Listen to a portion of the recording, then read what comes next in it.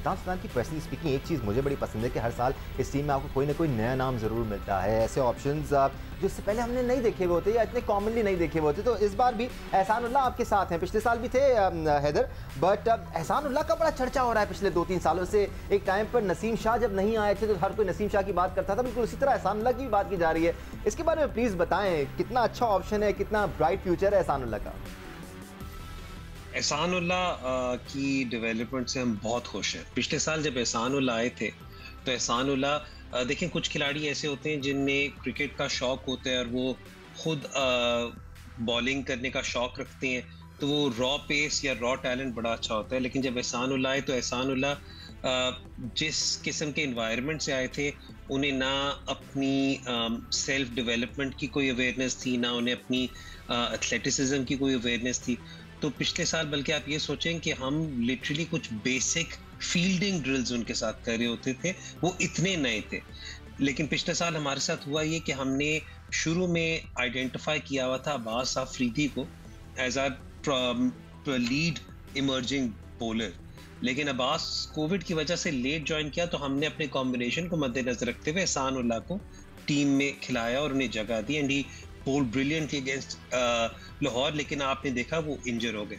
एहसानुल्लाह की इस वक्त जो डेवलपमेंट में सबसे अच्छी बात है वो ये है कि उनके कम से कम ही is quicker by 4 to 5 kilometers than what he was last time. So that is a massive development. Plus जो केपी के लिए पूरे सीजन खेलते रहे हैं, वो एक जिस तरह अब यहाँ पर सीकू भाई will probably be able to explain it much better, but जैसे धानी मिडल ओवर इन्फोर्सर के तौर पर हम यूज करते थे विद इज नेचुरल लेंथ और बाउंस वाला, आपको हार्ड लेंथ हिट करते हुए एहसानुल्लाह बहुत ज्यादा नजर आएंगे। Amazing character and we are really expecting a lot out of him. उनका नेशनल T20 भी अच्छा गया, उनका पाकिस्तान कप भी अच्छा गया, तो he is definitely one of those क्विक्स who I mean, it is going to be a good opportunity for him. अच्छा, आपके 3 कौन से मेन होंगे पेस? आपके पास बड़ा तकरीबन 6-7 लड़के हैं आपके पास पेस में।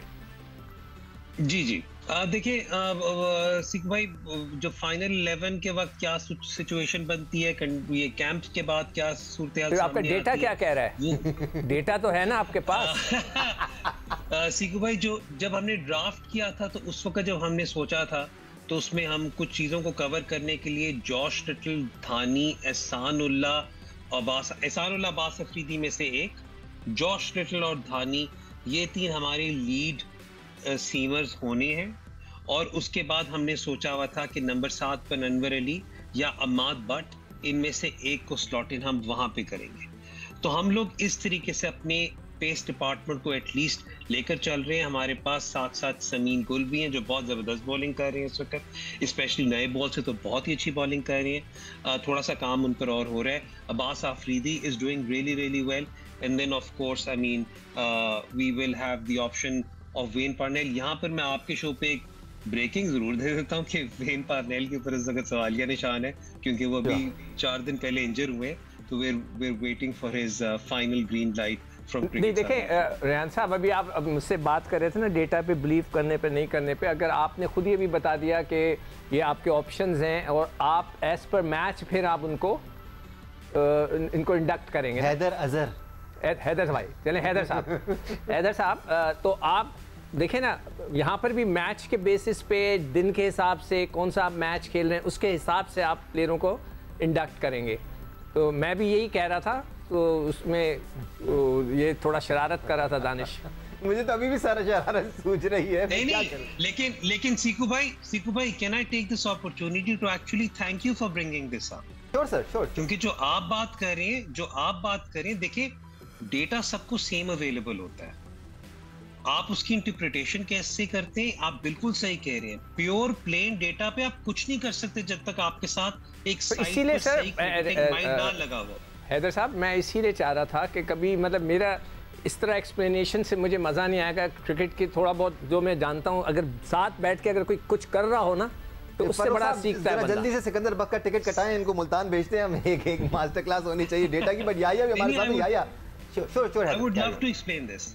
याया, अभी हम समीन गुल की बात कर रहे थे, बड़े अंडररेटेड बॉलर हैं ये, क्योंकि अभी तक पीएसएल में जितनी बार भी हमने देखा है, इतना ज़्यादा हमने उनका शोर शराबा नहीं सुना, बट जब आते हैं तीखी बॉलिंग करते हैं, नपीतुली बॉलिंग करते हैं और कंटेन करने की कोशिश करते हैं। नहीं, कोई शक नहीं है दानिश, मैं थोड़ा सा इनको कहूँगा अनलकी रहे हैं, है ना? पोटेंशियल बहुत है इनके अंदर, बड़े बासलाहियत हैं, बट थोड़ा सा अनलकी रहे कि उनको वो चीज़ें मिलनी चाहिए थी, नहीं मिली। काफ़ी अर्से तक वो पेशावर ज़ल्मी को सर्व करते रहे।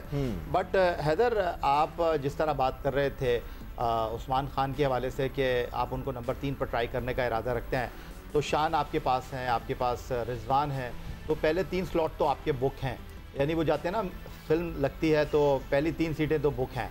फिर आपके पास डेविड मिलर है जिस पर अभी बात नहीं हुई है, फिर आपके पास राइले रोसो हैं, और वो जो प्लेयर हैं उन्होंने सेंचुरी भी की हुई है मुल्तान सुल्तान के लिए, खुशदिल शाह हैं।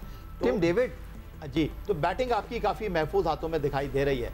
लेकिन एक प्लेयर है जिसकी हमने अभी तक गुफ्तगू नहीं की, वेस्ट इंडीज़ के आकिल हुसैन, वो भी आपके पास एक अच्छा ऑप्शन है। तो अगर इस एतबार से देखा जाए तो आपके पास बैटिंग तो कम से कम मेरा ख्याल है कि कोई प्रॉब्लम बैटिंग लाइनअप के हवाले से होनी नहीं चाहिए। पहले 3-4 मैच तो आपके बड़े आराम से निकलेंगे।